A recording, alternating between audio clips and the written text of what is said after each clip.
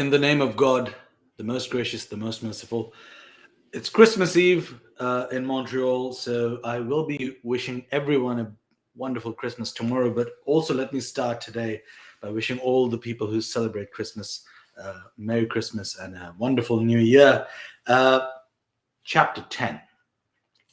I can't believe it's already been 10 weeks. We started with Surah Alaq, which is the clot, then Surah Qalam, which is the pen, then Surah Muzammil and Mudathir, which talks about the Prophet wrapping himself, then Surah Fatiha, which is the opening, then Surah Masad, which talks about his uncle and his uncle's wife, then Surah Takwir, which talks about the sun being wrapped up, then Surah Ala, which talks about God being the Most High, then Surah Layl, which means the night, and now Surah Fajr, which means the dawn.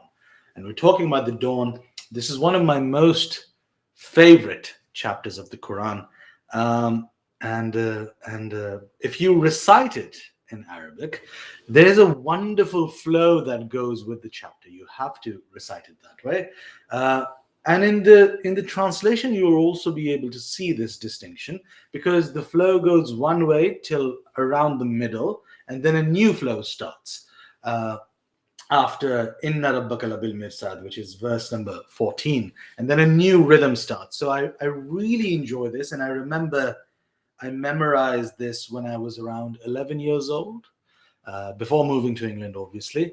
I was in Pakistan and we used to study the Quran every day. And this is one of the chapters I memorized and I used to love. So I'm going to talk about this. But so far we know that the Muslims or the followers of Muhammad, peace be upon him, in Mecca at the time have started facing persecution by the wider public. Fair enough. We know that society is doing it. Robert Berry, wonderful to see you, sir. Thank you. Hope you're having a great Christmas. We should talk soon, Rob. So we know that Muslims of the time are being persecuted. We know that it's difficult even for Prophet Muhammad to maintain some semblance or logic of what he's saying or what he's doing, because he's always wondering, am I on the right path? Will people listen? He's worshipping at night. He's not sleeping well. We've seen all of that. We've seen members of his family oppose him. We've seen members of society oppose him. We've seen all of that in the past few chapters. Now, when his followers and himself are being persecuted in public or ostracized by society, this chapter was revealed, and it begins like this. In the name of God, the most gracious, the most merciful, by the dawn, by the 10 nights. And this refers to the 10 nights of the month of Dhul Hijjah, which is the last month of Islam. And it is the first 10 days are the days before the second Eid, which is the Eid of sacrifice. It is interestingly apparent here, because it's Christmas tomorrow, which is one of Christianity's central festivals, and Eid is one of Islam's two central festivals. So the second Eid, which happens right after the great annual pilgrimage, which is the Hajj. So Zulhijjah is the 10 days of that month. And it says, the Prophet said, no good deeds done on other days are superior to those done on these first 10 days. And some of the companions said, not even jihad, which is struggling in the name of God. And he said, no, not even jihad, except that of a man who does it by putting himself and his property in danger for God's sake, and does not return with any of those things. I mean, that's a clear indication of how important these 10 days are and nights. So it starts by the dawn and by the 10 nights of Zulhijjah, and by the even and odd of all the creations of God. We've experienced this term before, haven't we? Even and odd. And here it says even and odd are interpreted differently by different scholars. Some say it is the day of the sacrifice, which is the 10th day of Zulhijjah, where you sacrifice a goat or a sheep or cow. And the odd day is where the actual pilgrimage happens. Others say that it is even represents all the creatures and odd represents God, but there are multiple interpretations. And by the even and odd of all the creations of God, and by the night when it departs. There are indeed in them, which are the above oaths, sufficient proofs for men of understanding, and that they should avoid all kinds of sins and disbelief. Yes, God, we know. We know, there's no doubt here.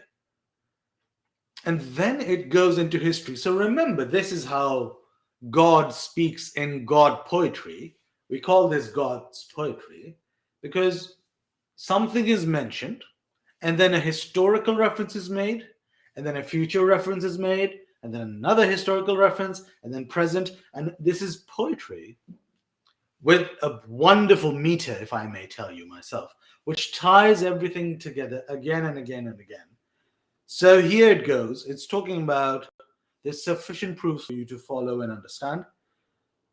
Saw you, O Muhammad, not how your Lord dealt with the people of Ad. So in simple English, did you not see, O Muhammad, how your Lord, how your God dealt with the people of Ad? Now the Ad were a tribe of people, and of Iram, people who were very tall like lofty pillars, it says here, the like of which were not created in the land. So historically, I'm not sure what this means. You can always Google it, and maybe for next week, I'll Google it for you myself. But we don't know what that means historically. What we do know is that there was a tribe of people of Ad, and there was a tribe of people of Iram, and the people of Iram were very tall, like lofty pillars, nothing like of which were not created in the land. And with Thamud people, with the people of Thamud, who hewed out rocks in the valley to make dwellings. Yes, we know that will also be mentioned in other chapters of the Quran, but this is true. So people used to carve out houses in rocks of valleys and used to live there.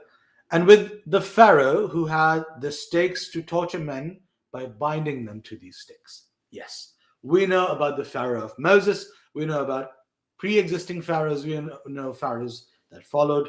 We know that pharaohs and Islam don't tend to get well on with each other, who did transgress beyond bounds in the lands and in the disobedience of God, and made therein much mischief. Great. So your Lord poured on them different kinds of severe torment. Oof. Yes, we know that. Verily, your Lord is ever watchful over them. Yeah, we know. So, this is interesting, isn't it? A historical example, not one, may I say, many historical examples rather, are being used to paint a picture of those who don't follow the proofs of understanding that have already been presented above. So that's an interesting device that we've seen in the Quran all the time. So you refer to the past, you refer to the people of Ad and people of Iram and people of Thamud, and you use them to explain how their lives have not turned out so well. And we've seen this by reference to Moses, by reference to Abraham. We've seen how this works.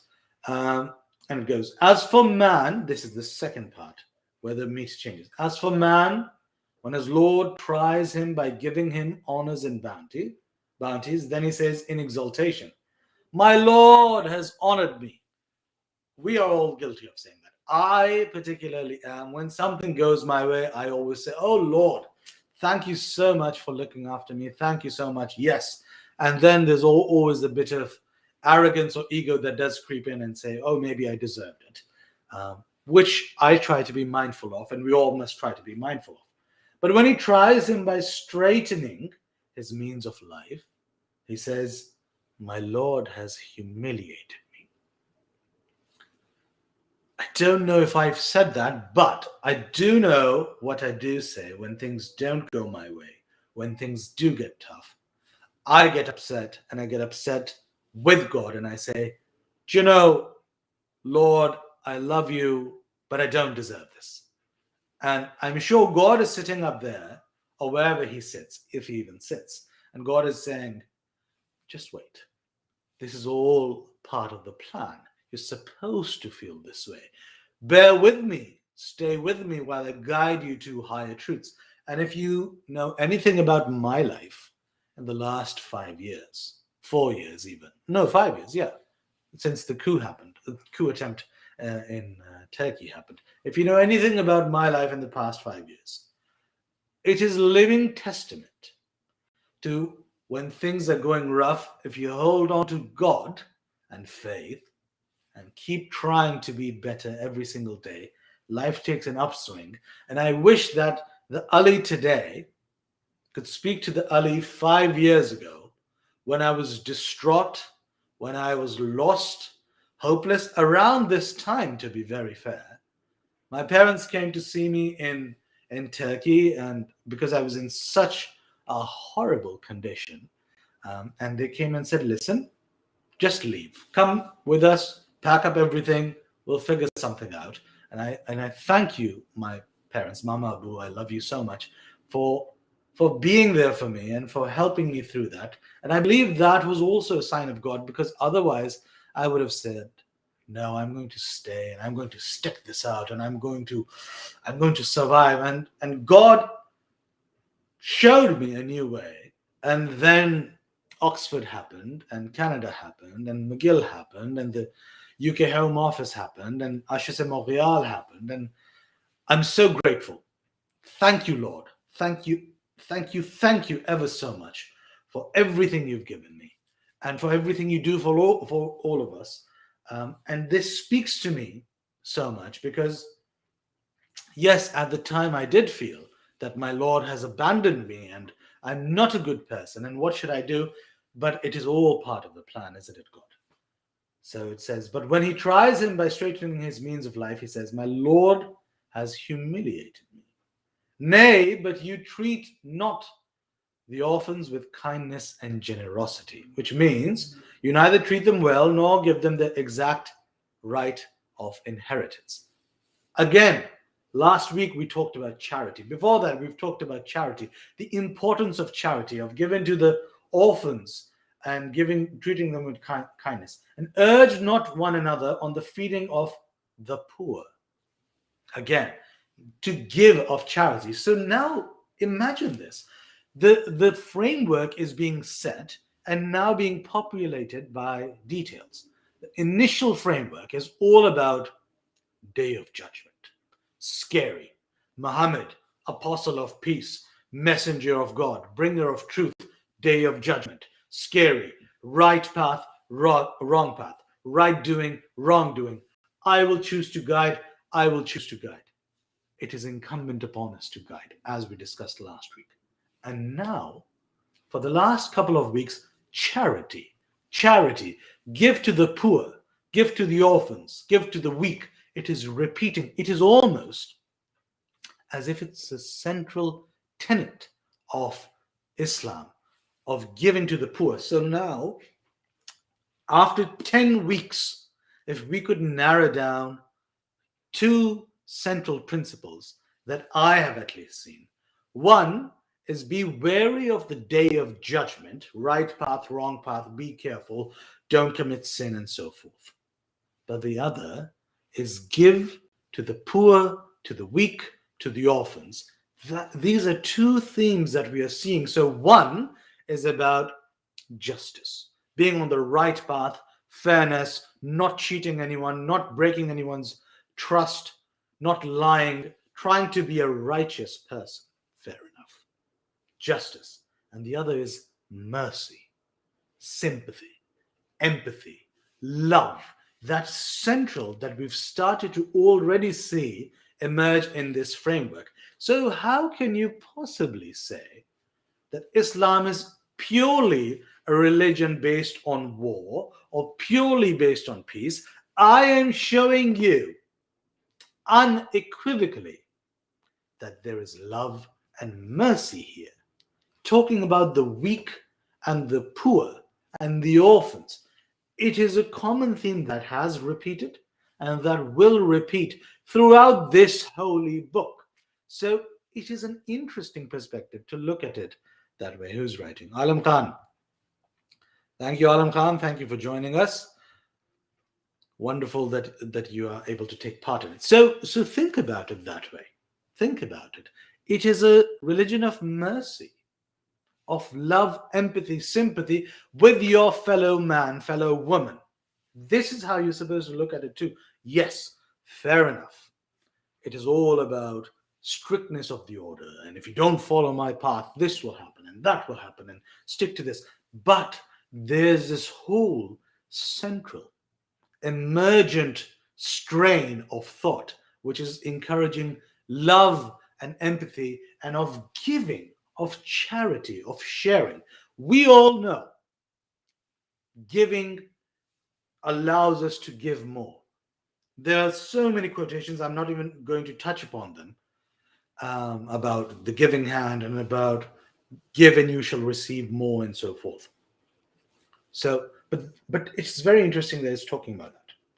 And you devour the inheritance all with greed, and you love wealth with much love. Nay, when the earth is ground to powder. See, again, back to that theme. So in the middle, you talk about the poor and the weak and the love and giving, and then back to the theme. When the earth is ground to powder, and your Lord comes with the angels in rows, and hell will be brought near that day. On that day will man remember. But how will that remembrance then avail him? This is a very common theme in Islam, and when we talk about other religions, we'll talk about this. On the said day of resurrection / day of judgment, man's deeds will be read back to him. And by man, I use the term gender neutrally. Their deeds will be read back to them, and they'll remember, oh Lord, I did this. Oh Lord, I did that. I did all of this. Good Lord, I did all of this. But how will that memory help you then? It won't. There are no time machines on the day of judgment. May I just tell you right now, I haven't been there myself, thankfully, but I'm projecting an intuitive, logical deduction that there is no time machine on the day of judgment. You can't just say, God, give me one day and I'll go back and fix all my deeds. No, that's not how it works. We have to do the right thing in real time, according to the book. He will say, alas, would that I had sent forth good deeds for this, my life. For this life. Yeah. Okay, we know. Regret is a horrible feeling. Hindsight is 2020. We've known the saying, we've heard the saying, but do we actually know what it means? So 2020 vision means clear as crystal, and hindsight is when you look back at your actions. Hindsight is 2020 simply means that when you look back, you can see all your mistakes and your successes, and you can learn from them. So Islam, alongside most other religions, is quite big on forgiveness.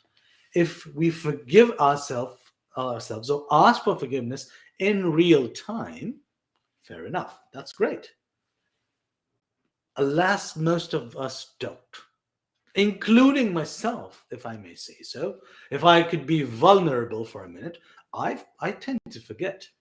I tend to forget to ask for forgiveness because I'm so busy living, so busy existing, that I don't step out of myself and say, you know what? This body is rotting. This mind is gradually descending into insanity, which all of us are. The older we get, the less control we have. This life is temporary. I'm not immortal. And maybe I should look at lives differently. Maybe I should not work so hard. Maybe I should take a break. Maybe I should find a balance. But we're not doing that. So on that day, none will punish as he will punish, and none will bind the wicked, disbelievers, and polytheists, as he will bind. It will be said to the pious, which is in this regard, the believers of Islam. In other religions, it is the other ones. Fair enough. Love that, respect that. But in this book, it is the believers of Islam. O you, the one in complete rest in satisfaction, come back to your Lord, well pleased with yourself and well pleasing unto your Lord. Enter you then among my honored slaves, and enter you my paradise. This is a very lyrical way of explaining, and it goes, Ya ayyatuhan nafsul mutma'inna irji'i ila rabbiki raziyatan marziyah fadkhuli fi ibadi wadkhuli jannati. It's a beautiful couplet of 4 verses which says, rest in satisfaction. Come back well pleased, and your God is pleased, and enter heaven, and enter, O slaves, among you enter the paradise. It's so lyrically written, but this is chapter 10. This is the chapter. It's you must hear the recitation in Arabic, and you must hear how the meter goes, because I love reciting this one among a few others, especially the one I did 2 weeks ago and one I'll do next week. Those are some of my favorites, and you must hear its recitation. But you see how through a lot of metaphor and through a lot of examples and through a lot of lyrical metric repetitions almost in Arabic, they've kind of explained how important it is to give charity. They've referred to the Eid of Sacrifice, which is the second festival of Islam, and they've talked about what will happen if you don't follow this, but also how you can introduce love, empathy, and sympathy, and compassion. Another word that I forgot to use, compassion, is something that God is huge on. God always talks about compassion and mercy and loving the other person, and forgiveness. Forgiveness is repeated so much in this religion, and that is why we must repeat it in our lives as well. But yeah, this is a very, very important chapter. I'm pleased to say that we've completed 10 weeks, which means 10 chapters have been completed. There are 104 weeks remaining, minimum, because some chapters I cannot cover in one sitting. They're that long. I'm grateful that the beginning chapters were small, because Muhammad's cup was gradually increasing in size, so God was not inundating him with information. But gradually you will see that the chapters will become larger and larger and larger, and then it will take maybe more than 104 weeks remaining, maybe 120 or something, maybe a total of 150. We don't know. What we do know is that this is the first milestone, because we've completed 10 weeks. And I'm so grateful for whoever listens to this. I'm not doing this for the likes. I'm not doing this for the views or the numbers.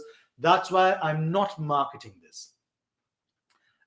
Unlike what I do for Lachine Institute, which I actively market and network for and arrange. This is purely because I love God, and I've started with the book that I know the best. I'm going to start with the Quran, then go to the Bible, then go to the Vedas, the Upanishads, the Gita. Then I'll talk about the Torah. I'll talk about the Tipitaka. I'll talk about all of them. So maybe for the next 4 or 5 years, I'll be talking about this. And I'm not really concerned about how many people are watching this or if I'm getting views or monetization. Not concerned about that. What I'm concerned about is approaching the books from a rational layperson's mindset. And if something does not compute, or if something does not reconcile with my rationality, I will continue to question it, like I've done with one section of Islam about God's decision and God's guidance. And we finally reached a conclusion last week. I'll continue to do so, but it's already been 25 minutes. I'm not going to take any more time. Next week is Surah Al-Duha, which means after the rising of the sun or the forenoon. And it's a very short chapter, but it's very detailed. So see you all next week on New Year's Eve. Have a wonderful weekend. Have a wonderful Christmas. All my love to you. Stay safe as much as you can. And all my love to you. Merry Christmas and see you next week.